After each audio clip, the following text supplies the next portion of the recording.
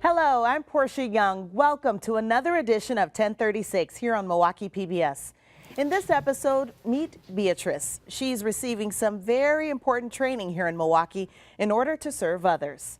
And what does it take to create one of these? We'll meet some young pastry artists rolling out the dough in hopes of winning a scholarship. It is the season of giving, and a local developer is giving a special gift back to one Milwaukee neighborhood and church community. The story of St. Rita's has involved a whole lot of love, perpetual hope, and many goodbyes.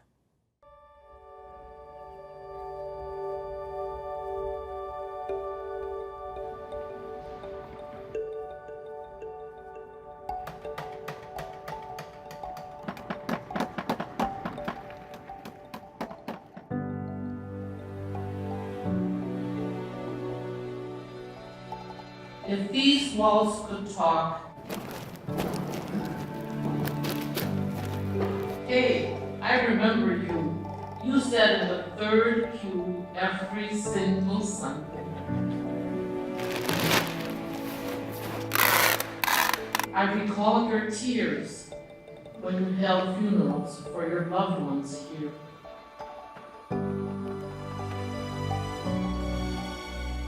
Did you walk down this aisle on your wedding day?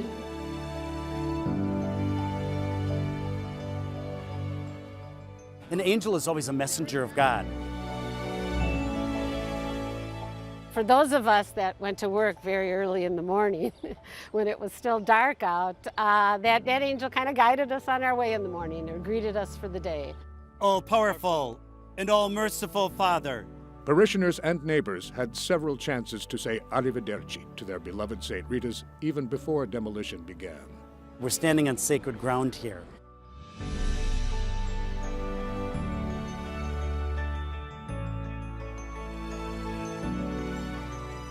Father Tim Kitsky, pastor of Three Holy Women Parish. These people just have a love for tradition. They have a love for their faith.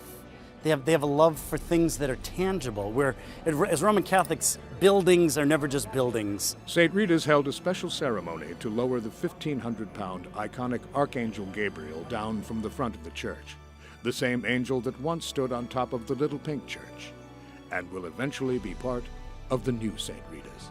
So Gabriel is really loved in our tradition because he's always the announcer of good news. I bring you glad tidings.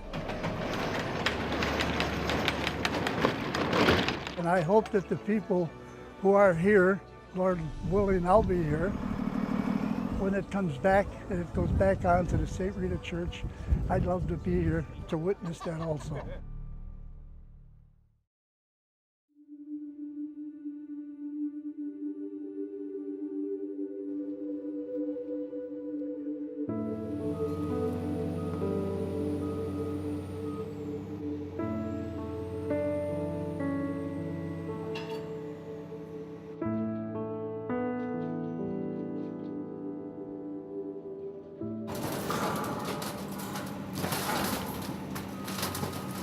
Wow.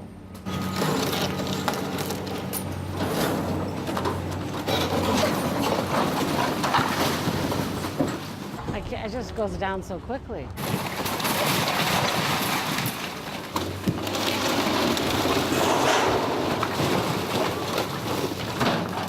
There's definitely a deep sadness about all of it. That sense of sadness seems to drift along this East Side Milwaukee neighborhood.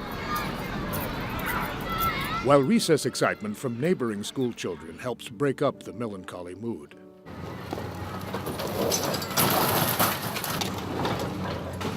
What once stood on the corner of Cass and Pleasant in Milwaukee, the aging St. Rita of Kasha Church, school, and convent, are no longer. St. Rita's has stood for Italian immigrants, tradition, and community. She stood for a faith-filled, loving family. She stood for countless memories. I think it's great that the address is still up in the Mass Times. Christine Conley knows all about the memories. I've been a part of this parish my entire life. Christine lives right down the block on Cass Street. She has captured every phase of St. Rita's transformation, including final demolition, and checks a flurry of text messages from family and friends. Oh, I'm going to miss her. I could cry. Still can't believe it. She's not the only one stopping to bid a final farewell to an old friend. Everybody that's walked by, particularly those that have had a connection to the school, are all sad. Well, this was St. Rita's grade school and church, is a focal point for the neighborhood. And so it's, you know, it's kind of bittersweet. I don't know that it's sweet at all, actually, but it's a little sad, and a lot of memories here with friends that I still have. But it's still sad to see this go, you know, especially because it represents those different milestones in your life. It's hard not to be moved to know what has happened and how the parish community itself evolved to what it is today. It's an expression of love. Jim Tarantino is the developer of what's to come on this site. St. Rita's Square, a 6-story senior housing campus with memory care, and a new St. Rita's church. He's attended Mass at St. Rita's over the years and says the love and devotion holding the original St. Rita's church together since the 1930s will never crumble. Yet physically, things are definitely changing on this corner.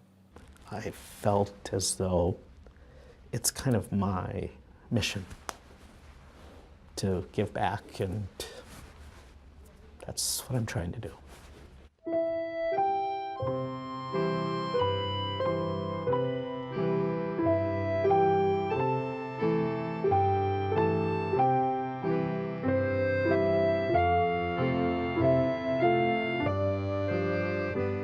As a kid growing up, we were schooled that our culture and our religion are really intertwined. I've been thinking and working about this for the last 19 years because I knew the limits of a structure built.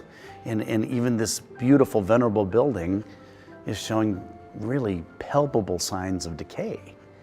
So what do people do when they face loss is they have to make plans for not just the takedown, but also what can we then vision. Jim Tarantino says he received some inspiration on the vision for the new development while attending Mass at a basilica in Florence, Italy.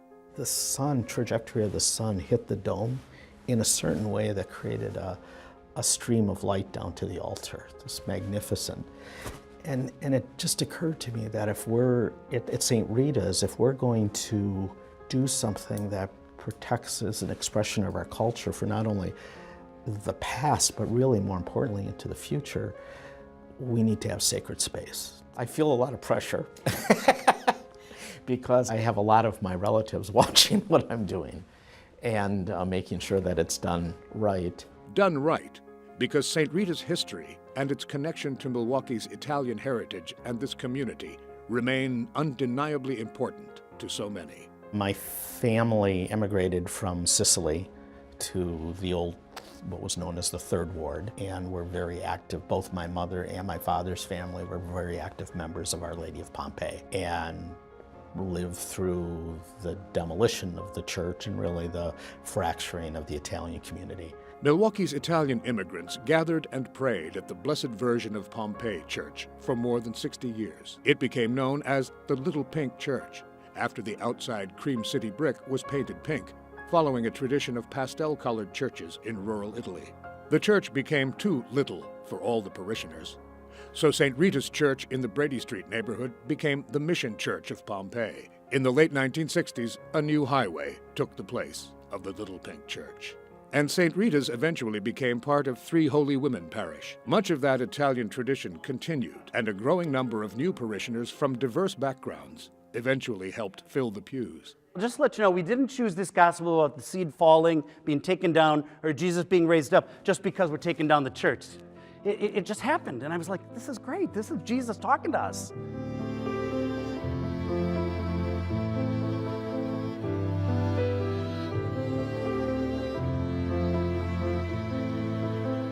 We have taken great care to save the existing windows of the church, to save the frescoes, to save all the vestiges of St. Rita's. And in its simplicity, it's a place that's very welcoming, that welcomes all. So when you go to Mass there's a multi-generations, multi-racial, everybody's welcome. And so we're trying to recreate that space, that place.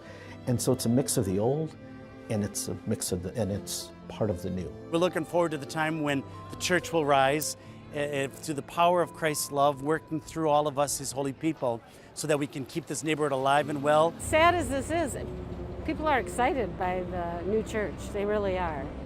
It was a giving place, St. Rita's, and now we have something there that's going to give to members of the community, which is fabulous. So you think that door is symbolic?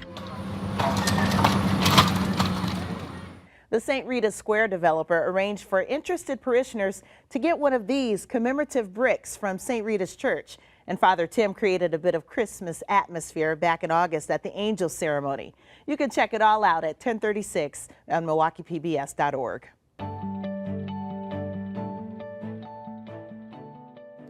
Earlier this month, funeral services were held for former President George H.W. Bush.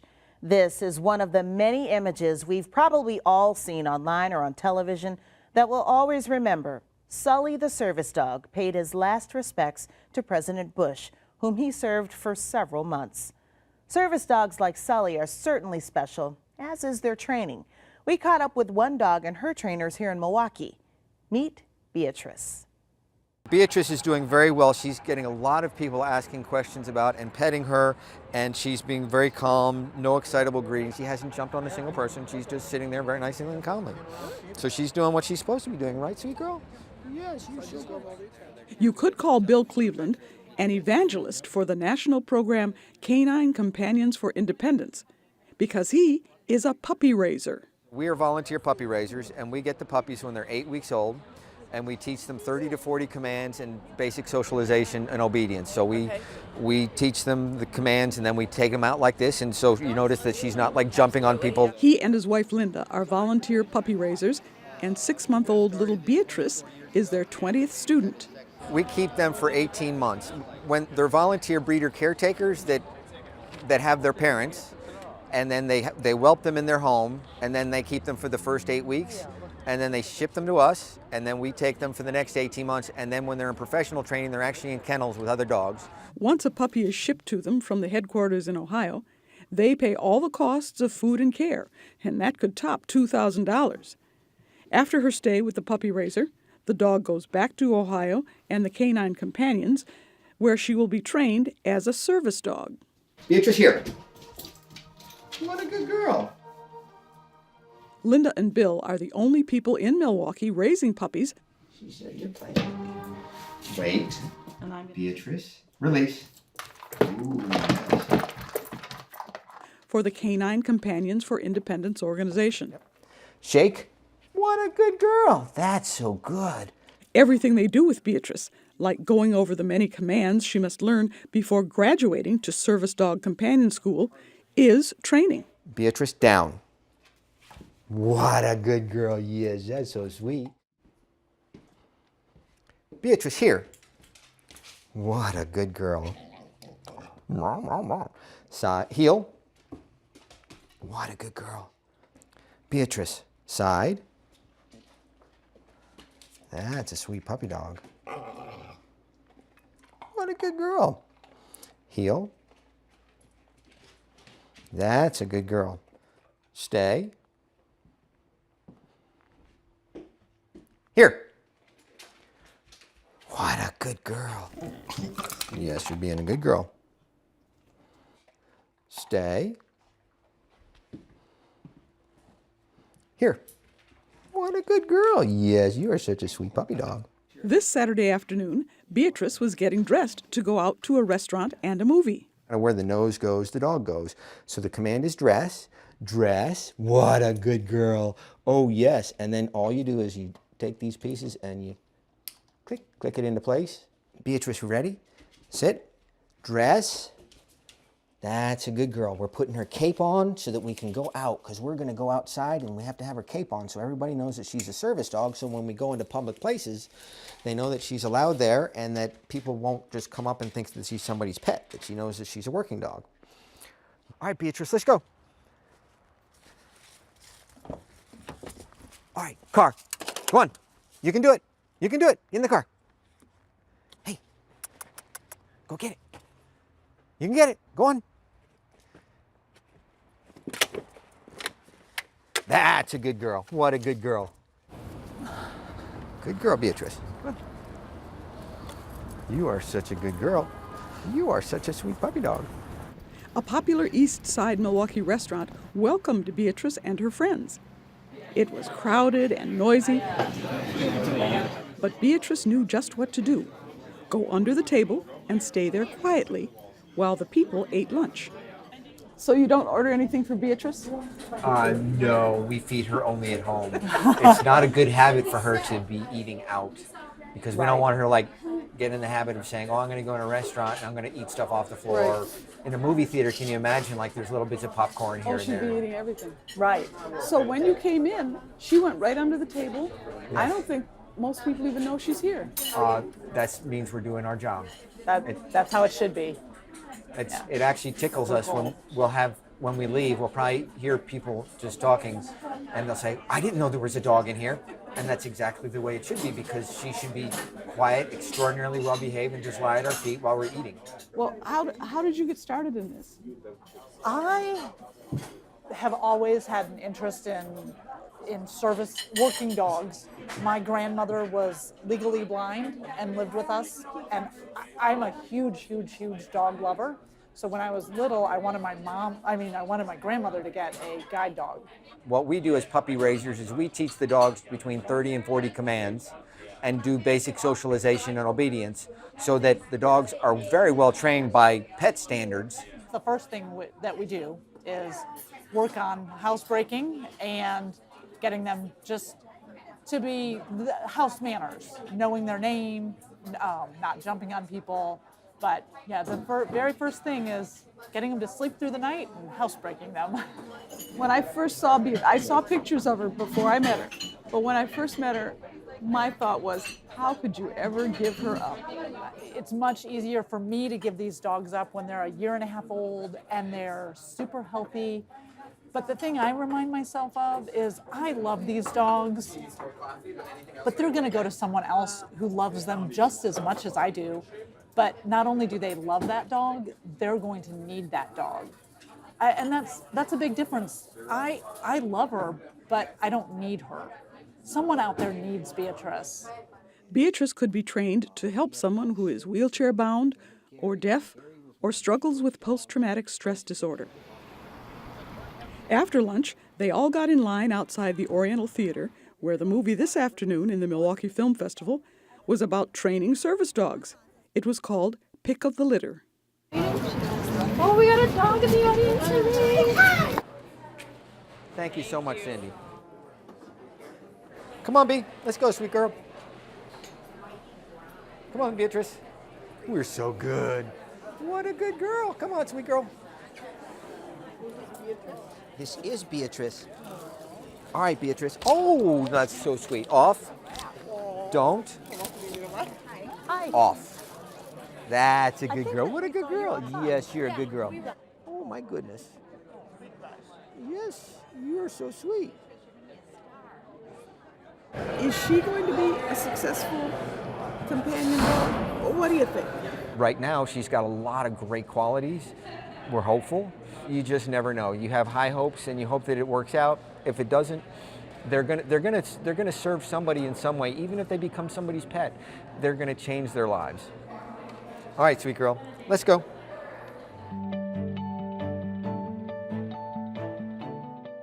The gingerbread house is one of the many symbols of the holiday season.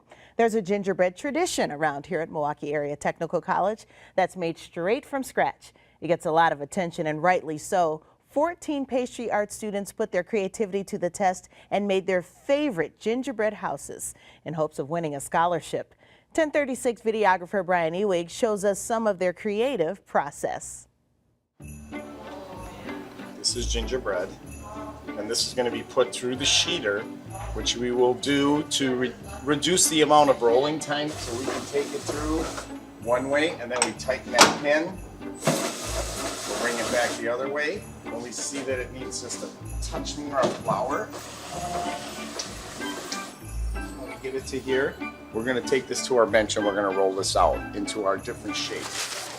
What stands out to me the most is the imagination of what the students see in their mind and how they bring it together.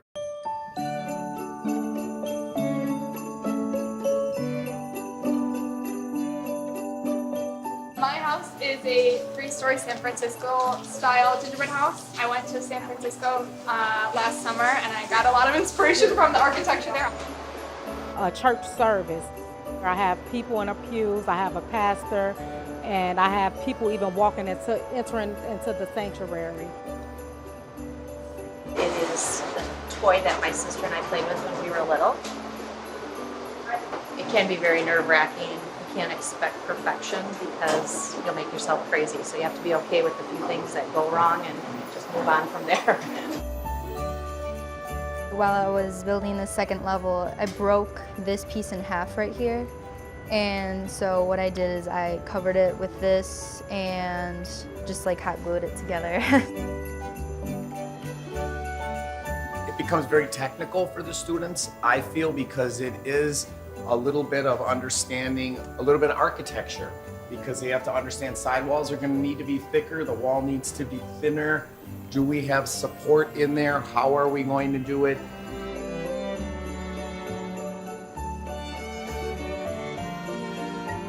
The toughest part would just be learning where everything goes and planning everything out before putting it together. Please don't eat it. I spent so much time on it. It's just unbelievable, the artistic ability that students have.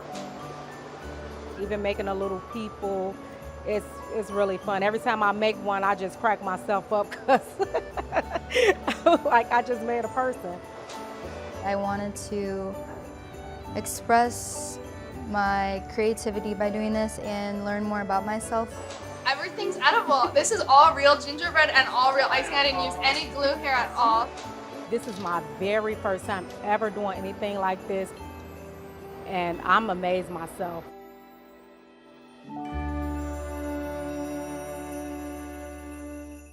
Let us know what you think about the stories you've seen here on 1036. Call us at 414-797-3760. And remember, you can always check us out at MilwaukeePBS.org and on Facebook. Now for an important announcement. 1036 is moving to an earlier time, 7:30 p.m. right here on Channel 10 Milwaukee PBS, starting next month on January 17th. That's 1036 at 7:30 p.m. on January 17th. Please join us right after Around the Corner with John McGivern. That'll do it for this edition of 1036. From all of us here at the show and at Milwaukee PBS, happy holidays to all of you. We'll leave you with the sounds of the St. John's Northwestern Military Academy Choir singing Silent Night.